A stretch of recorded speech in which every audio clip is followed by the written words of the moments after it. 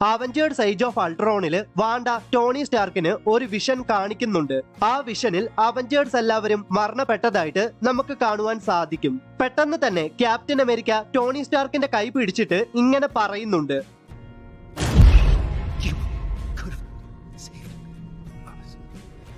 So ഈ കാരണം കൊണ്ടാണ് അവഞ്ചേഴ്സ് എൻഡ് ഗെയിമില് ഇങ്ങനെ ഒരു ഔട്ട്കം പ്രിവെന്റ് ചെയ്യാനും താൻ കണ്ട വിഷൻസ് തെറ്റാണെന്ന് തെളിയിക്കാനും ടോണി സ്റ്റാർക്ക് എല്ലാവരെയും സേവ് ചെയ്യാൻ സ്വയം സാക്രിഫൈസ് ചെയ്യുന്നത്.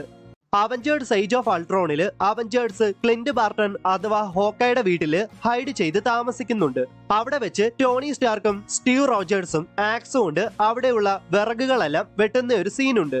ഇവിടെ ഈ സീനിൽ നിങ്ങൾ ശ്രദ്ധിച്ചു നോക്കിയാൽ ടോണി സ്റ്റാർക്കിന്റെ കയ്യില് ഏറ്റവും പുതിയ മോഡൽ ആക്സും സ്റ്റീവ് റോജേഴ്സിന്റെ കയ്യില് വളരെ പഴക്കം ചെന്ന ആക്സുമാണ് ഉള്ളതെന്ന് നമുക്ക് കാണുവാൻ സാധിക്കും.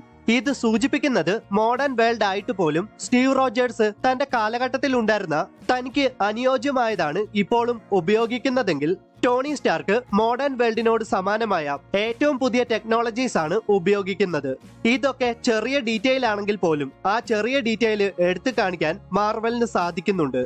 അവഞ്ചേഴ്സ് ഏജ് ഓഫ് അൾട്രോണിന്റെ ക്ലൈമാക്സില് ക്ലിന്റ് ബാർട്ടൺ അഥവാ ഹോക്കയുടെ വൈഫായ ലോറ ബാർട്ടൺ നടാഷ റോമനോഫിന് ഒരു വീഡിയോ മെസ്സേജ് അയക്കുന്നുണ്ട്. ക്ലിന്റ് ബാർട്ടന്റെയും ലോറ ബാർട്ടന്റെയും കുഞ്ഞായ നതാനിയലിന്റെ വീഡിയോ ആണ് ലോറ ബാർട്ടൺ നടാഷ റോമനോഫിന് അയച്ചത്. ആ വീഡിയോയില് നതാനിയൽ ഇട്ടേക്കുന്ന ഡ്രസ്സിൽ നതാനിയലിന്റെ ഫുൾ നെയിം കൊടുത്തിട്ടുണ്ട്. നതാനിയൽ പിയട്രോ ബാർട്ടൺ എന്നാണ് നതാനിയലിന്റെ full name.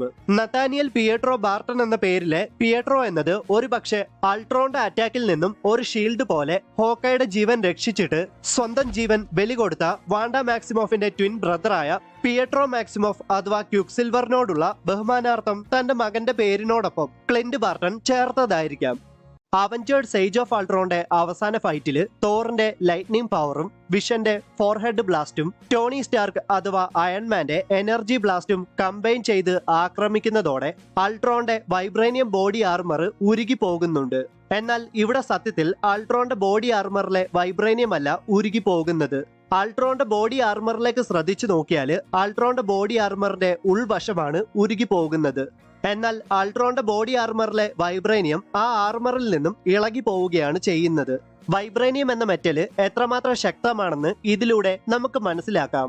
Avengers age of അൾട്രോണില് ഹൾക്കും Hulk ബസ്റ്ററും തമ്മിൽ ഏറ്റുമുട്ടുന്നുണ്ട്. ഇവിടെ ഈ സീനിൽ നിങ്ങൾ ശ്രദ്ധിച്ചു നോക്കിയാല് ഹൾക്ക് ബസ്റ്ററിന്റെ ബാക്കിലെ ആർക്ക് റിയാക്ടേഴ്സ് എല്ലാം തന്നെ ഹൾക്ക് നശിപ്പിച്ച് കളയുന്നത് നമുക്ക് കാണുവാൻ സാധിക്കും.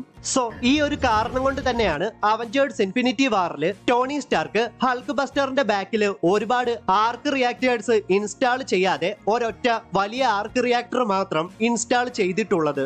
അത് മാത്രമല്ല, ടോണി സ്റ്റാർക്ക് ക്രിയേറ്റ് ചെയ്തതിൽ വെച്ച് തന്നെ ഏറ്റവും വലിയ ആർക്ക് റിയാക്ടറും ഇത് തന്നെയാണ്.